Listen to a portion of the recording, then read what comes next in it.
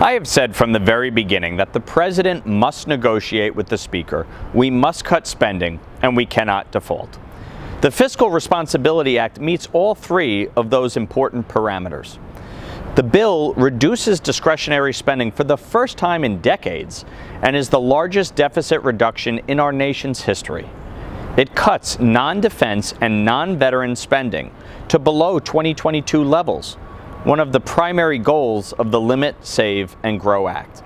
It saves taxpayers $2.1 trillion over the next 6 years while blocking $5 trillion in new taxes proposed by the Biden administration.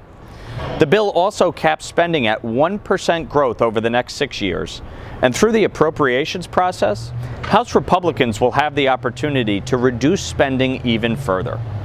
That will help us take the Biden administration's reckless spending head on, cracking down on record inflation and getting our economy back on the right track. The Fiscal Responsibility Act also claws back tens of billions in unspent COVID funds that have sat unused, allowing us to fully fund veteran services.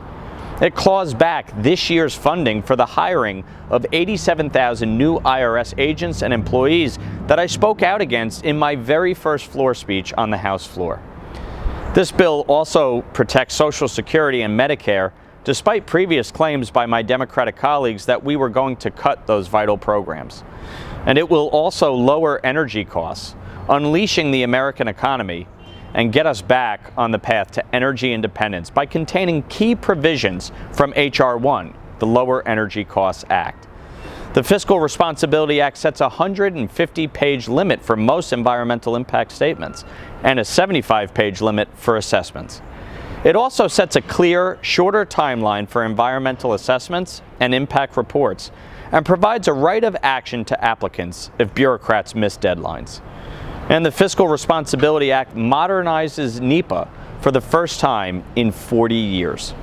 These permitting reforms will speed up timelines for critical infrastructure and energy projects while reducing red tape and eliminating bureaucrat inefficiencies. Additionally, it incorporates pay-as-you-go requirements on executive actions.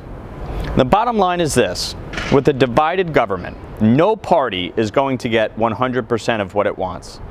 And with that said, the Fiscal Responsibility Act puts us on a path to fiscal sanity, protects our commitments to veterans and seniors, and raises the debt ceiling so we don't default. And that's a bill we should all support, and that's why I'm voting yes.